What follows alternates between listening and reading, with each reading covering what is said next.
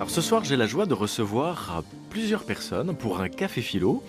Bonsoir Brunor. Bonsoir Jean-Marie. Alors vous êtes illustrateur et philosophe. En tout cas, je fais ce que je peux. Et vous êtes d'ailleurs à l'origine de plusieurs bandes dessinées dont la dernière est un peu philosophique, Les Jours effacés. Oui. Vous allez nous en parler tout à l'heure. Et puis ça, en fait, ça correspond au thème de ce soir, qui est d'où venons-nous et où allons-nous. Je reçois aussi Victor Vieffaux. Bonsoir Jean-Marie. Alors vous êtes poète, Victor. Oui. Vous avez écrit un petit livret, un recueil de poèmes, L'âme en voyage, dont vous avez parlé déjà pendant le Radiodon. Tout à fait, c'était très sympa. Vous êtes venu avec Brunor aussi. Exactement. Le but de la poésie, c'est d'enluminer et de protéger le bon et le bien. Et je reçois également Sharif Niane, qui est éducateur et animateur de Café Philo aussi. Bonsoir Jean-Marie. Oui, ça m'est arrivé d'animer certains cafés philo au Muro. Au Muro, alors est-ce que vous pourriez nous raconter un petit peu ces cafés philo que vous organisiez au Muro, Sharif et Victor? Alors c'était à l'occasion de réunir beaucoup de personnes dans une association particulière. Tout à fait. Victor? En fait, on s'est rencontrés avec Sharif au Muro, dans la rue, dans la cité, à la Vigne Blanche. Et donc il y a une association qui s'appelle Le Rocher, Oasis des Cités, qui est une association qui réunit des volontaires, des salariés et des bénévoles qui s'installent dans les cités où les volontaires habitent en HLM et on fait des rencontres. Donc moi j'ai eu la chance de rencontrer Sharif et lors de nos visites le soir dans les halls d'immeubles, on a eu beaucoup de belles conversations avec les jeunes qui rentraient du boulot, les jeunes qui traînaient dans la rue. On s'est dit que ce serait peut-être plus sympa d'organiser des conversations essentielles dans un endroit plus posé, dans notre local associatif au Rocher. Et on a commencé il y a 4 ans par un café philo sur l'espérance avec un philosophe qui était venu, Pierre Durande. Et après on a fait un café philo sur le bonheur et on en a fait 25. Et ça continue aujourd'hui encore au Muro. Et Sharif s'est pris au jeu, comme moi je me suis pris au jeu. Et on a passé notre temps à philosopher de longs moments. Et Sharif, vous avez pu donc, vous continuez à faire des cafés philo aussi ou... J'ai moins le temps maintenant vu que je travaille sur Paris. Mais dès que j'ai le temps, je prends le temps d'y aller quand j'ai le temps. Seulement, mais après avec le boulot c'est difficile. Mais comme l'a dit Victor, tomber dessus un peu au hasard. Et vraiment au hasard, je suis contre les associations. Victor, avec son franc-parler et son enthousiasme, a fait en sorte qu'on passe dans son local. Très bien, donc vous êtes les bienvenus donc, pour continuer finalement ce que vous avez commencé au Rocher, ici, à Écoute dans la nuit. Et Brunor, est-ce que vous avez déjà participé à des cafés philo? Pas ce qu'on appelle des cafés philo habituels peut-être, mais disons que comme je suis beaucoup sollicité pour intervenir dans des lycées, des collèges aussi, parfois même des groupes d'enfants un peu plus jeunes, c'est assez rare mais ça arrive, ou alors des étudiants ou des adultes. Finalement, avec les thèmes que j'aborde dans cette série des indispensables, avec ces enquêtes menées qui font des passerelles entre l'histoire des sciences, l'histoire de la philosophie, peut-être de la métaphysique aussi, et puis le réel, eh bien, ça amène des groupes entiers de jeunes de terminale ou de sixième à poser des questions, à participer. Bien sûr, ça fait partie de la rencontre. Donc, il y a quelque chose de proche, peut-être.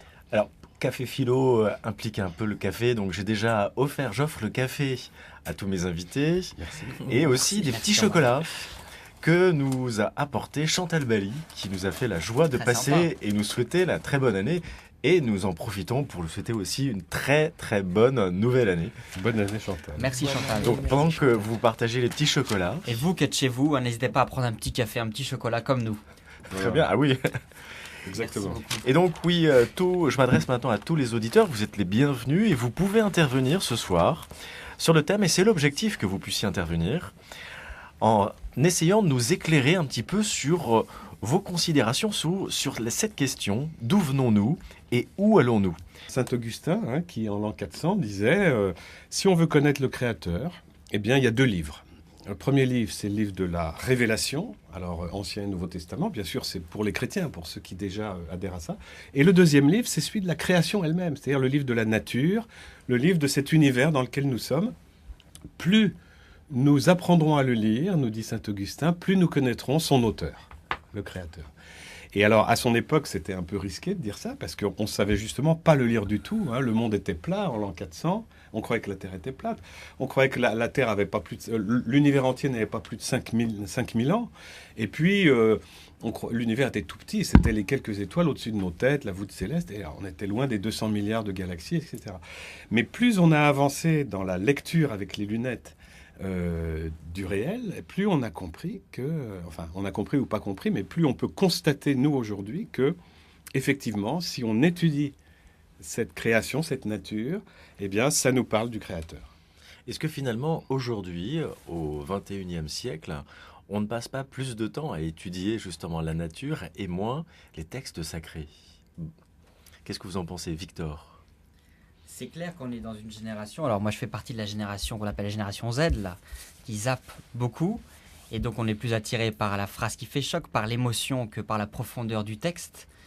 Et donc on a effectivement une responsabilité en tant qu'humain du XXIe siècle, c'est de retourner aux fondamentaux, retourner au verbe. Et donc c'est d'ailleurs pour ça que j'ai écrit de la poésie, pour donner envie.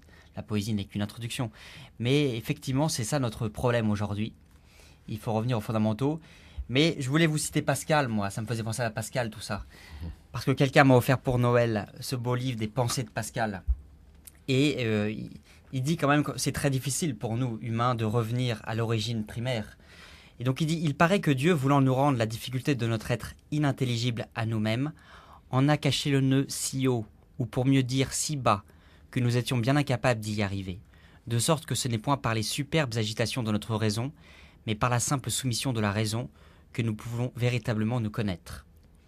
Et donc, il y a effectivement une responsabilité de lire la Bible pour les chrétiens, de lire les textes que les hommes ont forgés au fur et à mesure, mais ne jamais perdre de vue que notre raison seule ne peut pas nous faire accéder au plus profond de nous-mêmes, où Dieu tient sa maison en nous-mêmes.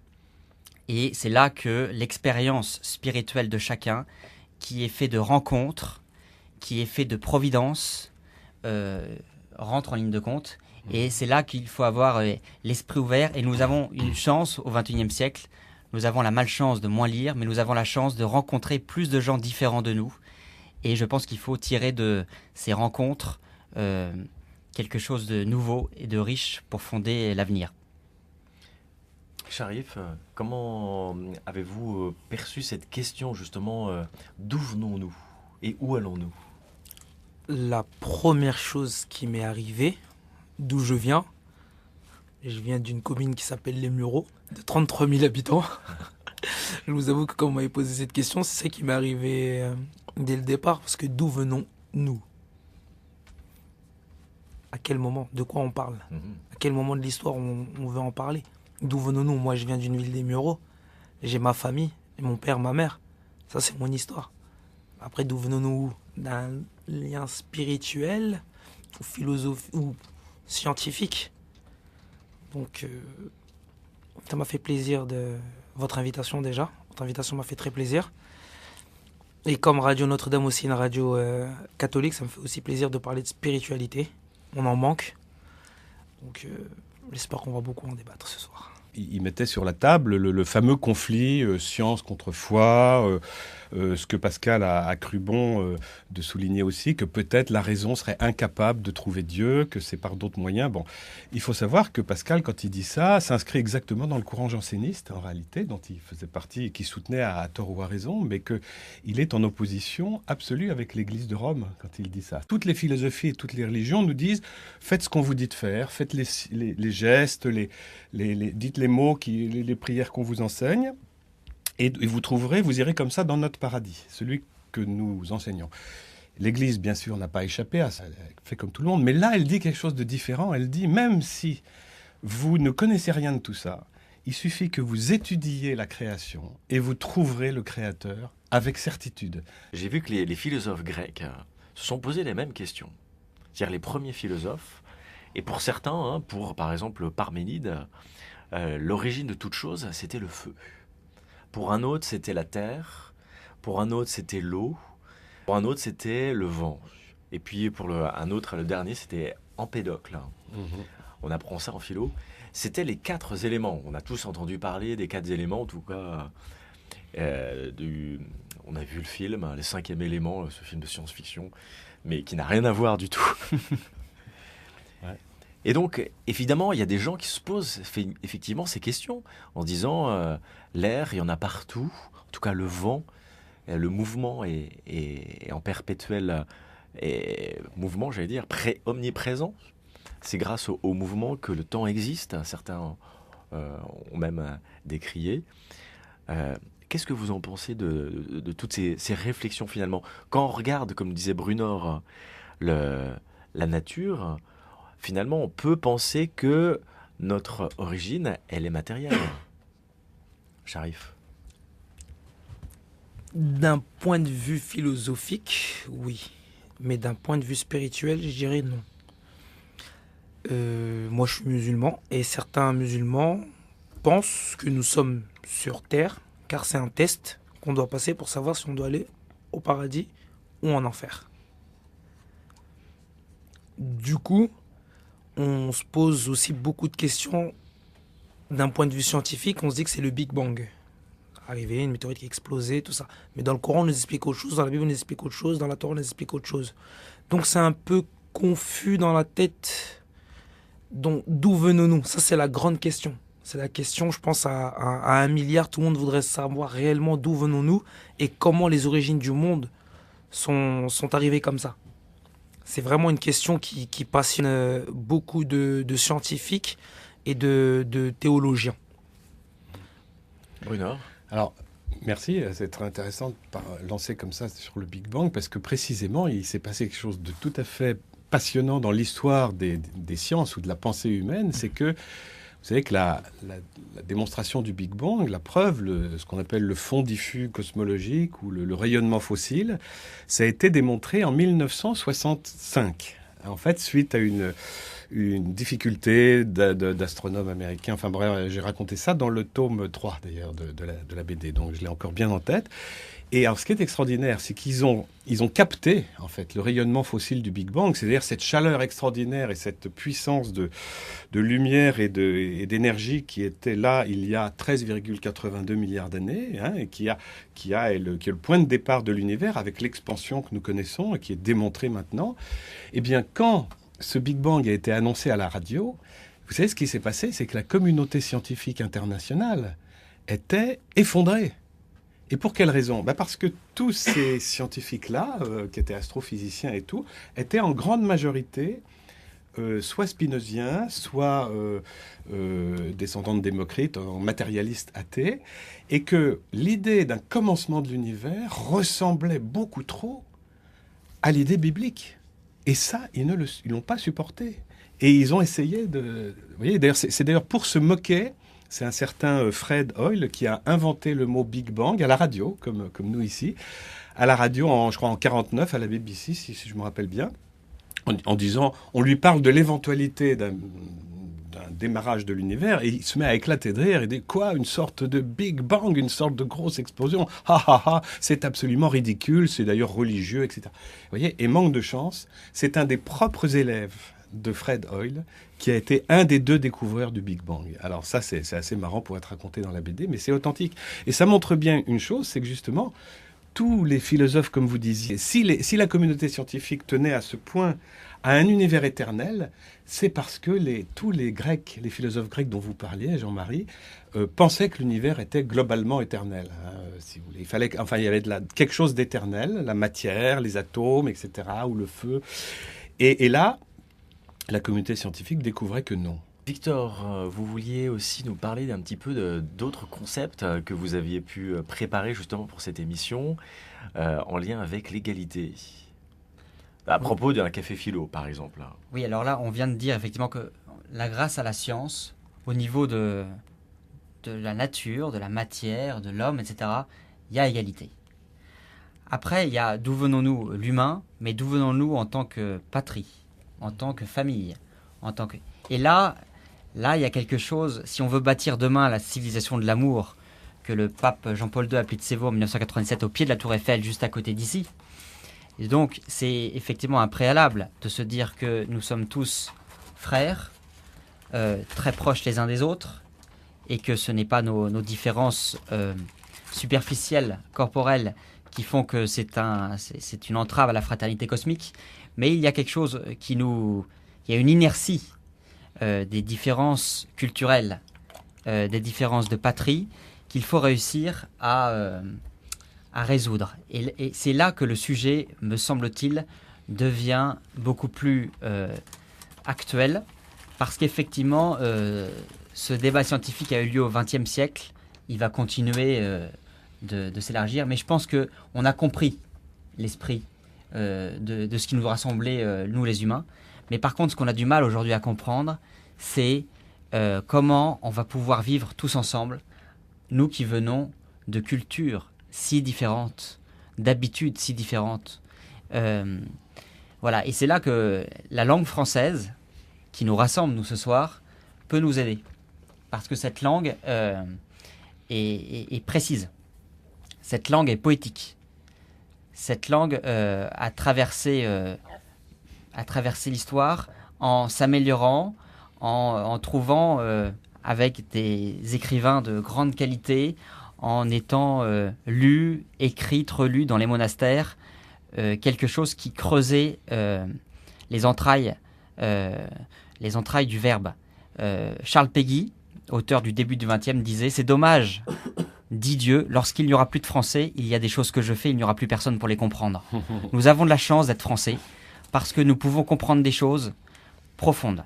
Je ne connais pas les autres langues, donc je pense que beaucoup de langues pourraient se vanter de la même chose, mais moi je défends ce que je connais. Et donc c'est pas inintéressant. C'est pour ça que j'invite tous les auditeurs qui ne lisent pas assez à se replonger dans leurs bouquins, parce que il y a quelque chose à chercher dans cette langue pour nous unifier tous ensemble. Et si nous trouvons des mots pour exprimer des émotions qui nous rassemblent en tant qu'humains, pour des sentiments, et bien ça va nous aider à bâtir cette civilisation de l'amour, et on va pouvoir parler de nos cultures d'origine. Voilà, la culture de Sharif, la mienne, celle de Brunor, celle de Jean-Marie, qui ne sont pas les mêmes. Et là, ça va être intéressant, on va pouvoir expliquer d'où on vient d'une manière plus précise. Il y a des pères chrétiens comme Irénée de Lyon, mais aussi certainement des hommes intelligents dans d'autres traditions qui l'ont compris. En tout cas, moi je connais celle de saint Irénée en l'an 200 à peu près, qui disait « L'homme est fait intentionnellement inachevé ». Parce que son achèvement, c'est l'union à Dieu, c'est vers où nous allons. Ça, c'est la réponse de saint Irénée. Nous sommes faits pour être unis à Dieu, c'est ce qu'on appelle le paradis, etc. Nous sommes faits pour être unis à Dieu, mais pour cela, eh bien, nous n'avons pas été faits directement unis à Dieu, comme par un coup de baguette magique, mais il faut passer par des étapes. Sharif, vous réagissez par rapport à ce que vient de dire Brunor? Je vais résumer tout ça en une seule phrase. La religion, n'importe laquelle, est bonne. C'est seulement l'homme qui la rend mauvaise. Dieu, je pense que le Dieu de toutes les religions est amour et paix. Pas tous, hein. Enfin, je parle en général dans l'histoire de l'humanité. Je parle des grandes religions monothéistes. Ah oui, c'est pas pareil. Les grandes religions monothéistes. Je pense que Dieu est amour et paix pour ces sujets, comme on peut dire. Et je voudrais rebondir en disant que la Bible et le Coran disent que Dieu a construit les cieux et la terre en 7 jours. C'est des livres saints, c'est des écrits saints, donc on croit à ce qu'il a dit pour un croyant. Donc pour un croyant, c'est dur de se dire que ah non, peut-être qu'il y a une poussière qui a fait que tout a explosé, tout ça. C'est ça, mais on peut le comprendre. On peut le comprendre. Moi, je suis clairement déterminé en disant que Dieu a créé les cieux et la terre en 7 jours. Moi, j'y crois. Parce que quand je lis la Torah... Parce que c'est dans la Bible. Parce que c'est dans la Bible et dans le Coran. Oui, mais d'accord. Dans la Bible et dans le Coran. Oui, bien sûr. Mais dans la Bible, en tout cas, je ne sais pas pour le Coran, j'ai rien à dire sur le Coran, mais dans la Bible, depuis, on a questionné qui a écrit la Bible, c'est-à-dire à qui a été confiée la Bible, hein, donc au peuple hébreu. Et le peuple hébreu, finalement, quand on l'interroge, il dit « Mais pour nous, les 6 jours, ou le 7e jour aussi avec le repos, ce ne sont pas des jours de 24 heures. D'ailleurs, ça signifie dans notre culture, et ils l'ont toujours envisagé chez eux. Hein. Alors, on n'est pas obligé d'être d'accord avec les Hébreux, hein, mais il faut avoir l'information, sinon on ne réfléchit pas si on n'a pas les informations. Eh bien, ils nous disent, ces 6 jours, 7 jours, signifient symboliquement des grandes périodes. Et je vais vous dire pourquoi même, ils peuvent le prouver. C'est parce que vous savez que les jours, il y eut un soir, il y eut un matin, les vrais jours que nous connaissons, c'est grâce au soleil et à la terre. On revient à mon histoire. Bon. Or, tant qu'il n'y a pas de soleil créé, il ne peut pas y avoir de jour de 24 heures.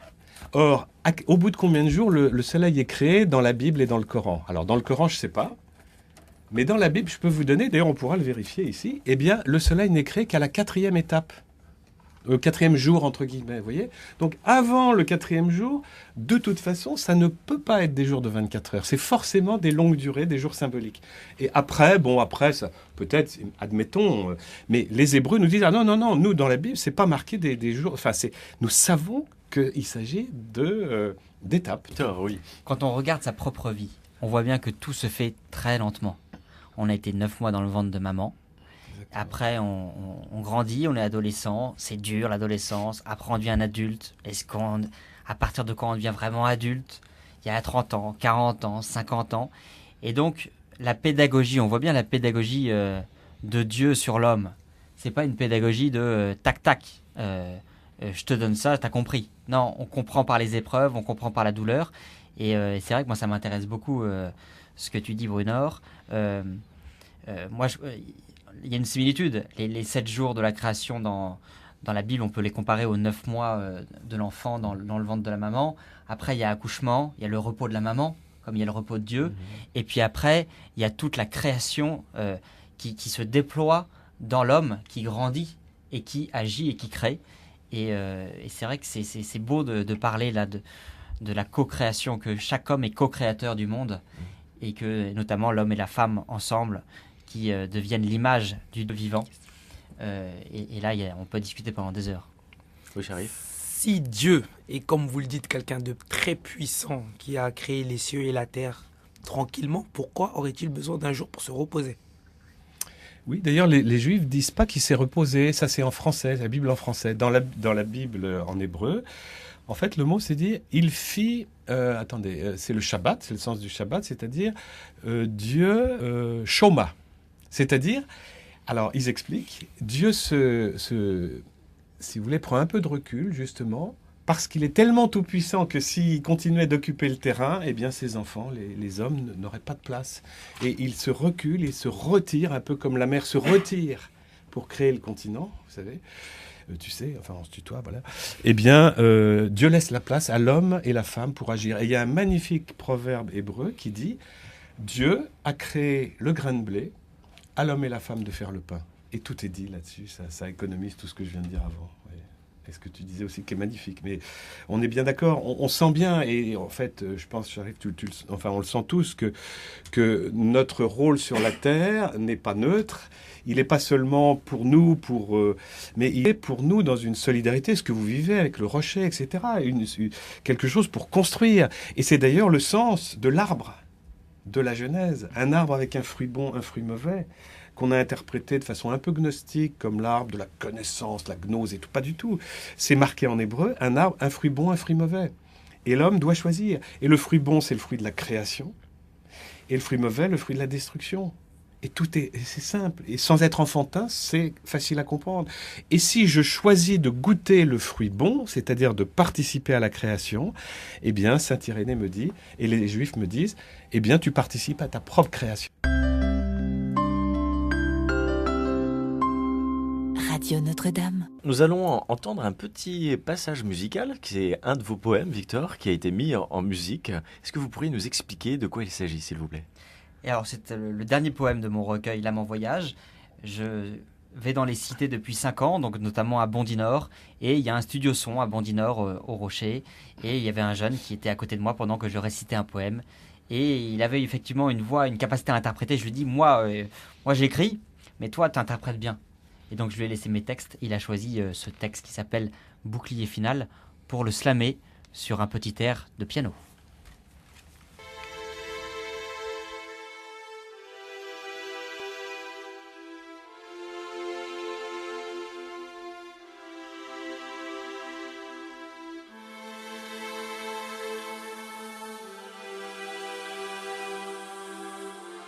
Bouclier. Bouclier. Bouclier. 93. Mon stylo, c'est mon épée. Ok. Mon stylo et mon épée, avec lui je fais saigner ma pensée qui cicatrise sur papier avec des mots couverts de rimes. Mes mots sont noirs comme une encre mûre, mais à cœur ils sont saignants, incandescents comme le feu. Une baie de lucidité dans la blessure la plus proche du soleil. Mes pauvres doigts reliés par des nerfs au ciel comme des étoiles au cœur. Badie le verbe avec la force et la justesse d'un forgeron. Mes poèmes sont des boucliers contre le froid, ciselés entre deux frissons. Ils sont offerts à mes frères pour les protéger de l'autre feu. Car nous sommes une seule et même armée qui avance ou recule face à l'adversaire qui désorganise la création en semant le désordre entre nos lignes. Ce bouclier est une pièce distincte d'un grand puzzle, vaste comme le monde, vaste comme ton humanité. Notre aventure sur terre est une formidable épopée. Partageons nos boucliers, forgeons-les dans nos brasiers, taillons-les comme des miroirs, reflétant leur fève du verbe. Consacrons la jointure entre le ciel et la terre. La France t'appelle aux armes les humains, aux armes les humains.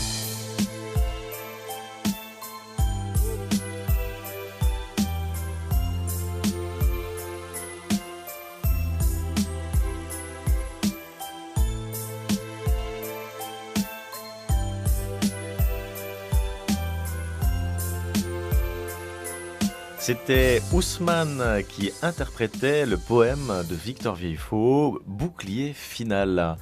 Finalement, ce poème parle un petit peu du thème de ce soir, Victor. Oui, ce poème, en fait, c'est un bouquet final d'un recueil qui veut défendre l'humain dans ce qu'il a de plus précieux, dans tout ce qui le relie au monde. Et ce thème dit qu'on est tous des boucliers, parce que notre histoire, des boucliers, des morceaux d'un puzzle vaste comme le monde, vaste comme notre humanité, et que notre adversaire, c'est celui qui désorganise la création que nous construisons tous ensemble, et qu'en fait, il faut que nous partagions ces boucliers, comme des miroirs reflétant l'orfèvre du verbe, c'est-à-dire qu'en fait, nos boucliers, c'est pas fait de notre hommerie, mais c'est fait de la force de Dieu qu'on décide ou pas de recevoir comme une grâce et comme un cadeau. Et donc ce thème, il est dit d'une manière un petit peu offensive, parce que les gens ont à prendre conscience de cette création à prendre en main, et il ne faut pas ne pas prendre au sérieux cette responsabilité, sinon il y a un autre feu, qui est le feu du malin, hein, du diable, de celui qui divise, qui prend le relais et qui fait que ça conduit au monde de la haine et du mal, et voilà, et Dieu ne nous a pas créés pour ça. Merci Victor. Alors, nous avons un auditeur en ligne, Jean-Pierre. Bonsoir Jean-Pierre. Bonsoir. Alors d'où est-ce que vous nous appelez? Des Mureaux. Des Mureaux. Bonsoir Jean-Pierre. Bonsoir Jean-Pierre. Et donc vous nous appelez en lien avec cette question d'aujourd'hui. Hein. Quelle est notre origine, Jean-Pierre? Pour vous, qu'est-ce que vous avez pensé de justement cette première partie de l'émission? Selon vous, d'où venons-nous? D'où on vient? C'est une question ambiguë. Dans la première partie de l'émission, on va même pas parler de la première partie de l'émission, mais moi je vais parler de la première partie de ma vie. Dans la première partie de ma vie, j'ai toujours cru en les textes que j'ai appris au catéchisme et en tout cas dans les livres, et on venait qu'on avait tous une origine plus ou moins qu'on était des créatures de Dieu, quoi.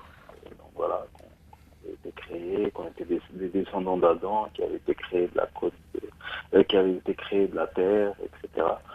Et plus je grandis, et plus en regardant, et je me demande si on vient de là, quoi. Donc moi je me pose beaucoup de questions. Tu me disais tout à l'heure, Jean-Pierre, excuse-moi, je te coupe. Tu me disais, on a l'habitude de dire quand on sait d'où on vient, on sait où on va. Justement. Et justement, en sachant ça, en tout cas en pensant ça, en tout cas, je savais toujours pas où j'allais, donc je continue de chercher. Et quand tu dis, on retourne toujours d'où on vient, ça veut dire quoi? Toujours d'où on vient, parce que l'homme est fait de terre, il retournera toujours à la terre, et d'où qu'on vienne, par exemple, on va toujours chercher, pour se chercher, on va toujours aller chercher dans ses origines, et en tout cas donc un retour aux sources, et forcément un retour aux sources pour se trouver et pour continuer d'avancer, quoi. Et pour toi, ça veut dire quoi? Pour moi, ça veut dire qu'on retourne toujours dans quelque situation que ce soit d'où on vient. Donc, comme j'ai dit, si on est né de la poussière, on retourne à la poussière. Si on vient de telle terre, de tel endroit, on y retournera forcément parce qu'on se cherche, parce que dans les premières questions qu'on se pose quand on se présente à quelqu'un, c'est qui tu es, de quelle origine, quelle est ton origine souvent, et ça nous renvoie nous-mêmes à chercher qui on est, d'où on vient, et donc voilà. Alors moi j'avais entendu que quelqu'un qui disait que son origine, elle vient justement c'est une poussière d'étoiles. Je suis né suite à justement une explosion d'étoiles qui a fait que l'univers d'aujourd'hui est ce que je suis aujourd'hui. C'est beau en tout cas, c'est très poétique. Et c'est possible que ce soit scientifiquement aussi le résultat d'une explosion mais scientifiquement, d'amour après, de comme Dieu. j'ai dit, ce que je vous dis, mais scientifiquement, ça peut être possible, etc. Mais quand on regarde la perfection, elle peut pas venir de la perfection du monde dans lequel on vit. On dit, on a besoin d'air, on a de l'air pour vivre. Quand on a besoin d'eau potable pour vivre. On a besoin de nourriture, on a tout ce qu'il faut sur la terre. Donc voilà. Qu'est-ce que vous en pensez, Sharif? Qu'est-ce que vous en pensez de ce Alors que vient de dire Jean-Pierre? bonsoir Victor, Jean-Pierre. Bonsoir mon ami. C'est très intéressant ce que tu dis sur les origines. Mhm. Mais moi, personnellement, si on me pose une question sur mes origines, je suis plus français que sénégalais. J'ai vécu ici, j'ai fait mes cours ici, et j'ai tout fait ici. Donc d'où je viens, comme je l'ai dit tout à l'heure, des Mureaux, d'une petite cité de 33 000 habitants, avec qui j'ai eu une éducation, 37 000 habitants, excuse-moi, avec qui j'ai eu une certaine éducation, et c'est la France, en gros, qui m'a éduqué. De toute façon, tu connais mon point de vue sur la France. Je le dis toujours, la France, c'est mon pays de cœur, et l'Afrique restera mon pays d'âme. Donc voilà, mais mon cœur a des raisons que la raison elle-même ignore. Donc, quand tu dis on vient, les origines et tout, je me pose aussi des questions parce que c'est un peu flou ce que tu dis. Tu vois, c'est un peu flou. Tu vis à 100% en France, mais tu vis à 50% chez toi. Et chez toi, comme chez moi, on parle le dialecte de nos origines. On vit dans une culture de nos origines. Certes, on mange du camembert. Pour ma part, on boit un verre de vin à table. Mais, tu vois ce que je veux dire? On mange les plats de nos pays. Je comprends ce que tu veux dire, mais... On a toujours les odeurs de nos pays, les saveurs de nos pays. Oui, ça, je comprends ce que tu veux dire par rapport à ça. Mais moi, je vais te dire aussi, nous aussi, quelque part, on est la dernière génération. Tu comprends? On est la dernière génération. C'est-à-dire, moi, quand je suis chez moi, avec ma femme, je parle français. Avec mes enfants, avec ma fille, je parle français. Je parle pas le dialecte que mes parents m'ont appris ou autre. Et le problème, c'est un grand problème français, c'est qu'on a du mal à s'assimiler dans notre pays d'origine. Si on s'assimilait déjà à notre pays d'origine, je pense d'où venons-nous, je pense qu'on répéterait tous la même chose en se disant, bah moi je viens de telle ville, moi je viens de tel département, je viens de là, et on dira pas, tu vois, on n'ira pas à chercher, oui mes parents ont le dialecte, oui ça c'était tradition à toi, c'est à part, mais la culture qu'on a... Moi je l'ai déjà, Dis-moi mon ami. On m'a posé la question, j'ai déjà dit, moi je viens de Normandie, et tu regardes, et on te regarde avec des gros yeux, et en te disant, mais attends, tu vois ce que je veux dire? Est-ce que tu peux mettre ta bouche un peu sur le téléphone, s'il te plaît, Jean-Pierre? On t'entend un peu mal. Donc merci, Jean-Pierre. J'ai déjà essayé de dire que je venais de Normandie. Et Brunor, ça serait... Brunor voudrait vous poser une question ou je crois qu'en fait, par rapport à ce que vous il y a venez pas de mal dire. de sujets sur les origines. Effectivement, on peut se demander l'origine proche. Ou moi, je pensais surtout qu'on souhaitait parler de... Justement, je rebondis sur la question de Jean-Marie tout à l'heure. Des gens disent que nous sommes, entre guillemets, des poussières d'étoiles. Qu'est-ce qu'on sait de ça, etc. Et on sait effectivement aujourd'hui... Alors, le mot poussière, en fait, n'est pas tellement approprié. Nous sommes tous des molécules et des atomes qui ont été fabriqués effectivement au cœur des étoiles. Ils ont été forgés au cœur des étoiles. Et c'est quand l'étoile explose, c'est-à-dire quand notre Soleil lui-même explosera dans 4,5 milliards d'années, il est une de ces étoiles. On connaît la date de l'explosion, et la Terre sera d'ailleurs engloutie. Bon, notre monde, on sait qu'il est provisoire, mais en tout cas, chaque fois qu'une étoile explose, quand ça fait une supernova ou quelque chose comme ça, eh bien, toutes les molécules, tous les atomes qui ont été fabriqués au cœur de ces étoiles vont servir quelque part ailleurs dans la création. Et les êtres humains, comme les végétaux, les animaux, tout ce qui est vivant, et d'ailleurs tout ce qui est même non vivant sur notre planète, l'eau, les cailloux, etc., tout ça est fait avec des atomes. Aujourd'hui, nous le savons avec certitude.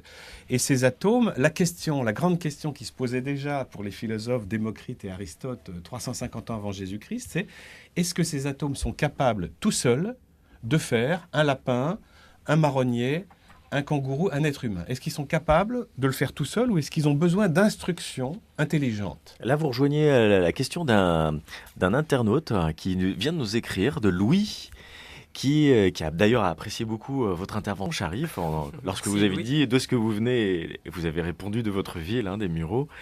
Et finalement, il dit, mais la question est spirituelle finalement. Nous vous saluons, Jean-Pierre, un grand merci pour votre appel. Ouais, de rien. Je vous souhaite une bonne soirée. Merci à vous aussi. Nous allons Salut, continuer notre émission avec Gérard Manset qui chante Le voyage en solitaire.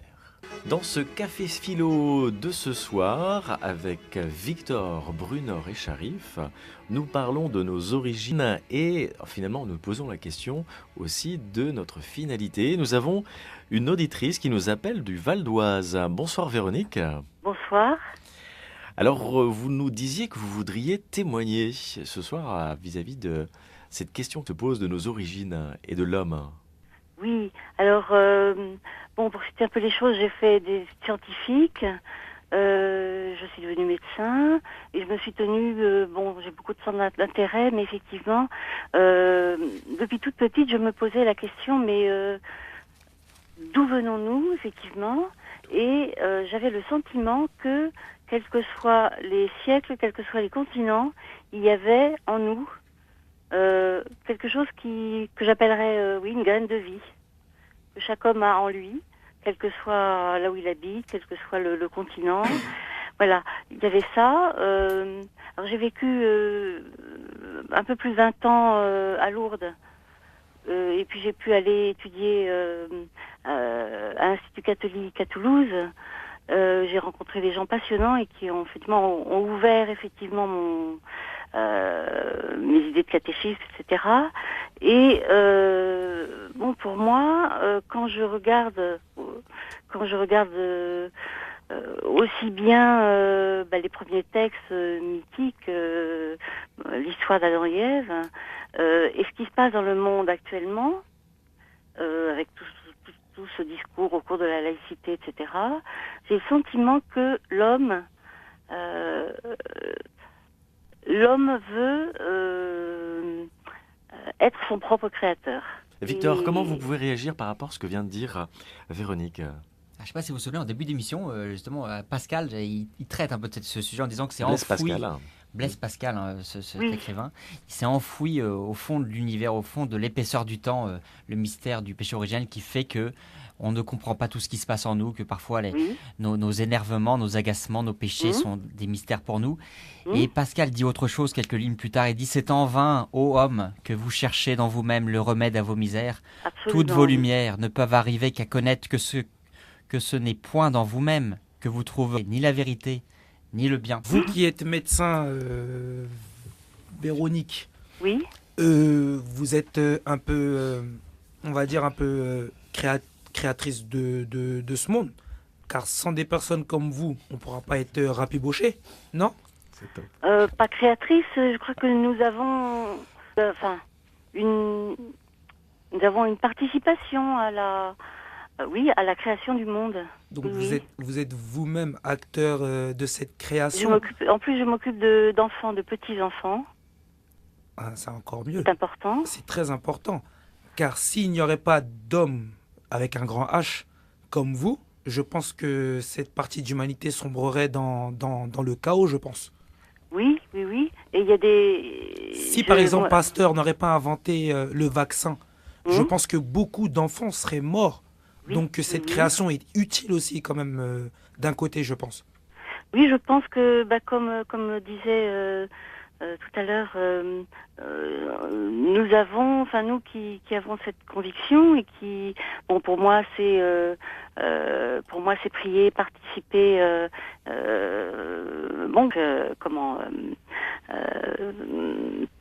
essayer d'avoir une vie de foi Oui. et m'abandonner, essayer de discerner la volonté de Dieu. Effectivement, l'homme, en plus Jésus est venu, il n'était pas venu, quelle catastrophe. Alors oui, justement. Il est venu aider les hommes parce que les hommes s'enferment. Comme tous les prophètes et tous ceux qui viennent de diverses, tous les prophètes qui sont arrivés sont venus comme ça avec l'espoir de faire croire en un Dieu monothéiste et surtout apporter la paix sur cette terre. Apporter la paix sur cette terre et puis dire qu'il y a après. Il y a un après. Oui, c'est clair qu'il y a un après. Mais après, quand vous dites que l'homme devient créateur, moi je dis juste que ce que l'homme crée, c'est ce que Dieu lui a donné. Ce que Dieu lui a donné, c'est ce que l'homme réussit à recréer. Vas-y. Oui, Victor. Véronique, moi, Et ce que je voulais dire, Oui, c'est que Véronique. nous vivons dans des temps Ce qui est où très- l'homme veut être son propre créateur. Tout à fait. Alors, et refuse Dieu. justement, alors du coup, moi, je voulais convier, parce que quand ça devient un peu compliqué, il faut convier nos frères du ciel. Donc j'ai pensé Oui. à Saint-Exupéry, Oui, qui est un oui, frère du oui. ciel, Tout que à l'on ne peut fait. pas ne pas citer lorsqu'on parle de la Terre, des planètes, du Soleil, etc.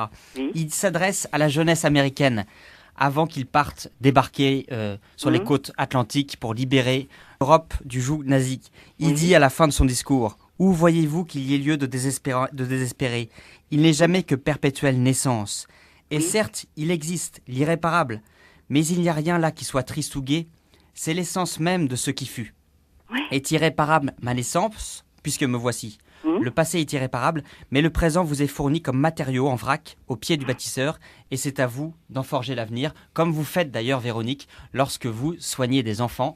Vous forgez l'humanité de demain, enfin vous contribuez en tout cas, et ça c'est super, et je voulais le souligner avec mon frère Syntex. Merci beaucoup, Véronique, pour votre intervention, pour ce Café Merci à Philo. vous. Je vous souhaite une bonne soirée. Sharif, Oui, c'est comment comme réagissez-vous avec cette question de la finalité de l'homme? la finalité de l'homme. Pour moi, la fin, c'est le début, spirituellement parlant. Comme je vous l'ai dit tout à l'heure, pour nous musulmans, nous sommes sur Terre pour accomplir certains tests, les 5 piliers qu'on doit faire, plus le comportement et autres. Et que la mort, c'est là vraiment le vrai enjeu de la vie. J'avais lu un truc il y a une semaine où c'était la mort et la vie qui parlaient.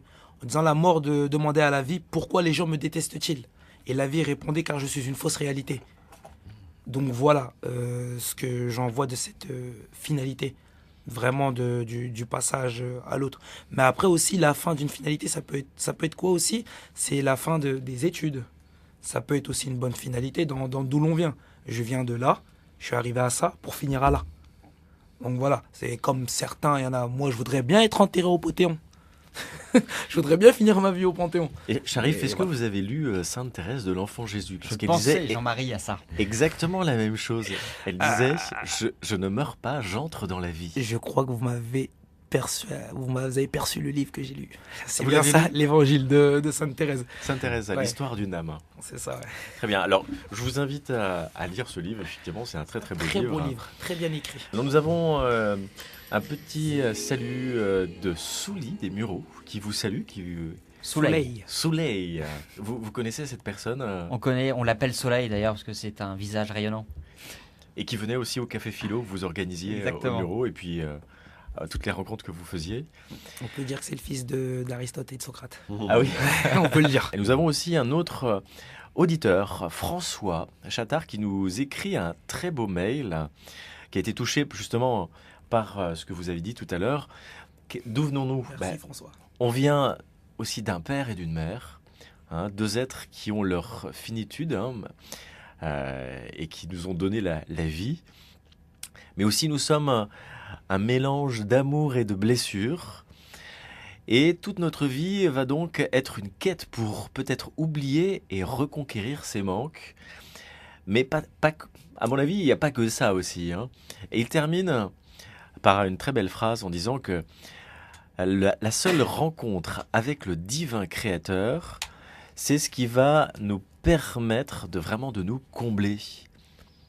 Qu'est-ce que vous en pensez, Victor? Magnifique. Quand on se retrouve, moi je prends un exemple familial concret, je suis le dernier de ma famille, quand on se retrouve à table et qu'il y a des tensions qu'on ne comprend pas, on tremble devant ce mystère familial, fait de blessures qu'un enfant aimerait démêler, mais qu'il ne peut pas démêler, et qui, au contraire d'ailleurs, en mêle encore plus. Et ça me fait penser à ça. Et du coup, il a raison, Élie de Saint-Marc, de dire il ne faut pas s'installer dans sa vérité et vouloir la sonner comme une certitude, mais savoir l'offrir en tremblant comme un mystère. On tremble comme un mystère à chaque fois qu'on est devant l'infini abîme de nos blessures, de nos abîmes.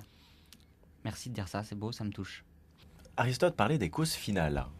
La cause finale, c'est quand on sait vraiment où on va, donc vers une vie éternelle, par exemple, ça permet de vivre finalement mieux l'instant présent. Parce que l'enjeu finalement de connaître l'origine et la fin, c'est de pouvoir vivre le moment présent pleinement en assumant le passé et en pouvant se projeter vers l'avenir. Donc connaître finalement ses origines et ses fins va permettre de vivre pleinement l'aujourd'hui. Qu'est-ce que vous en pensez, Sharif? Est-ce que vous pouvez répéter? Tellement de belles choses qui ont été dites que... Le présent, finalement, va dépendre de ce que, de cet accueil de nos origines et de notre finalité, de pouvoir connaître ce vers quoi nous allons, va permettre de vivre vraiment l'instant présent. Ouais. Et non, moi j'ai une petite anecdote face à ça. C'est une histoire un peu islamique qui disait que une femme c'est l'histoire de deux femmes. Une femme qui est vraiment à fond dedans, qui fait ses prières 5 fois par jour, et d'une prostituée qui ne fait rien du tout. Un jour, cette femme voilée refusa de donner de l'eau à un chat. Et ce même chat alla voir la prostituée, et la prostituée lui donna de l'eau et autres. Il meurt le même jour, et la femme qui a toujours donné son amour à Dieu, qui était vraiment à l'heure sur ses prières, alla en enfer. Et la prostituée alla au paradis. Ce qui compte dans cette histoire, c'est vraiment le résumé de cette histoire, c'est nos actions de fin qui disent qui on est. Donc voilà ce que je peux dire. Dans l'Évangile, nous avons aussi une histoire, une parabole, au moins une, qui relate justement d'un geste. Celle du bon samaritain. Mmh. C'est pareil. Et le riche Lazare aussi. Oui. Riche et le pauvre Lazare, pardon. Oui. Tu veux dire quelque chose, Bruno, sur cette parabole? Moi, ça me faisait penser à quelque chose, connaître sa fin et son début. Un jour, une maman, j'écoute beaucoup ce que disent les mamans, en tant que poète qui aime bien écrire, elle disait « Ah, ma fille, qui est trisomique, tu sais, Victor, elle a la conscience du ciel. » Je dis « Qu'est-ce que ça veut dire, ça ?» Et après, je parle un peu avec elle, et elle me dit « Non, mais je sens que elle vient d'ailleurs. Elle vient d'ailleurs. » Et du coup, je me suis toujours dit, moi, on a conscience du ciel, et petit à petit, pendant la vie, on l'oublie. On l'oublie, ça, malheureusement. Mais quand on se rapproche de la fin, on doit retrouver cette conscience du ciel. Du coup, on vient du ciel et on y retourne. On vient de la poussière et on retourne à la poussière. Et ce beau voyage doit nous aider à vivre cette perspective et ce début. Merci, Victor. Finalement, vous parlez dans votre bande dessinée de la théosis, Brunor. Oui. Est-ce que vous pourriez nous expliquer de quoi il s'agit ? Alors voilà, c'est un mot qu'on ne connaît pas trop bien, même dans le vocabulaire des chrétiens actuels, mais c'était le mot, autant vous savez, autrefois l'Église parlait latin, mais en fait ça ne s'arrête pas là. Avant elle parlait grec, et puis avant même elle parlait hébreu. Mais bon, passons, arrêtons-nous au grec. C'est un mot grec, théosis, justement à l'époque de Saint Irénée, des premiers pères grecs, qui disaient théosis, c'est l'avenir de l'homme, la théosis. Alors comment le traduire? Eh bien, la traduction est un peu délicate, on ne sait pas, la déification, la divinisation, l'union à Dieu, finalement tout ça, ça veut dire, les équivalents, c'est le paradis, c'est le royaume des cieux, c'est tout ça.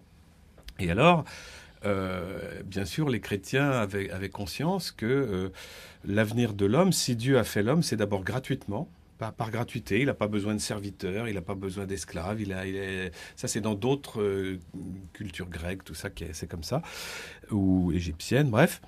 Donc Dieu fait l'homme gratuitement, et il lui propose d'engager sa liberté, son action, son agir, sa volonté pour faire le bien, comme tu racontais tout à l'heure avec cette belle histoire, et en vue d'aller là où est son havre de paix, son arrivée, c'est-à-dire l'union à Dieu, la vie divine. Voilà. Et encore une fois, ça c'est, si vous voulez, ce parcours est incontournable. Dieu n'aurait pas pu mettre directement des hommes dans ce paradis final, parce que s'il avait mis des hommes directement, d'abord, il n'aurait pas respecté les étapes, premièrement, de la création, mais en plus, il n'aurait pas mis des dieux. Il n'aurait mis même pas des hommes, il aurait mis des sortes d'animaux améliorés.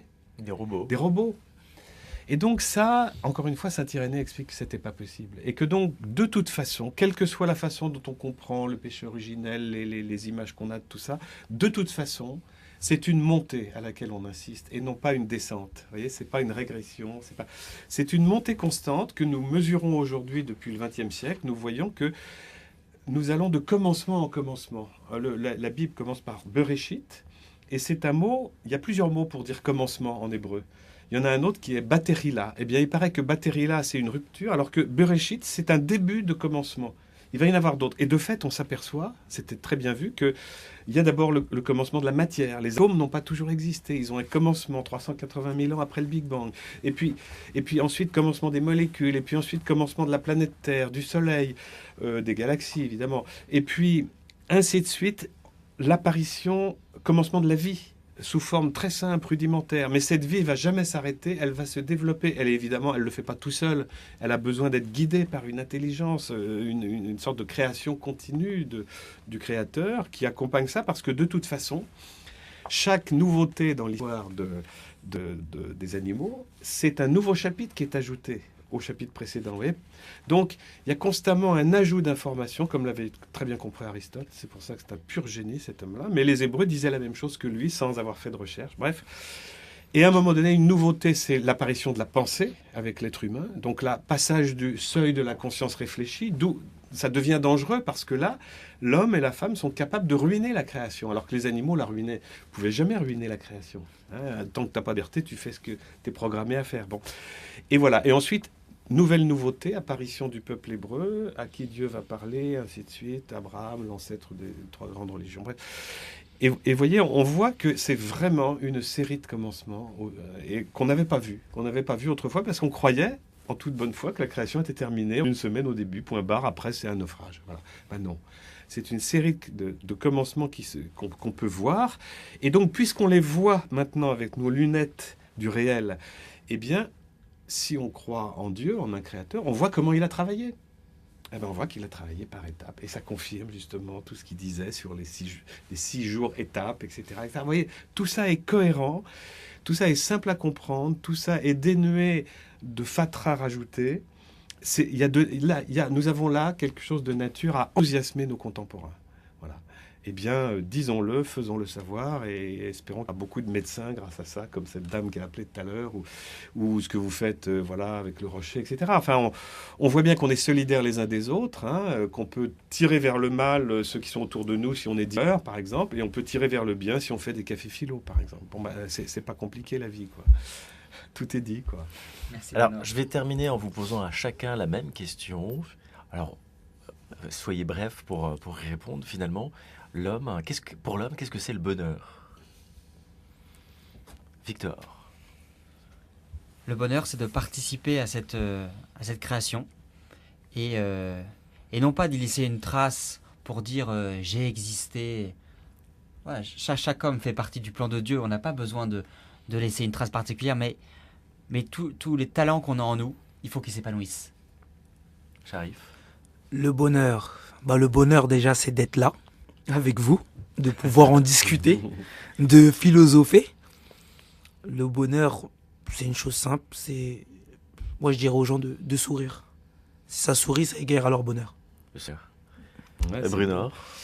Oui, je me dis que finalement, nous sommes faits à l'image de Dieu, dit le texte, ou voilà, en statut de Dieu, pour aller vers la ressemblance. Et que une de ces images de Dieu, c'est le fait d'être libre, d'avoir de la volonté, d'avoir une raison, et peut-être de la créativité aussi, justement d'être capable avec des mots de faire une poésie. Enfin, tout ça, c'est de contribuer à cette création, puisque Dieu nous fait le cadeau de ne pas vouloir terminer la création sans nous. Depuis qu'il a fait des hommes, il nous dit venez m'aider, on va continuer ensemble. Donc le bonheur, c'est une coopération avec Dieu.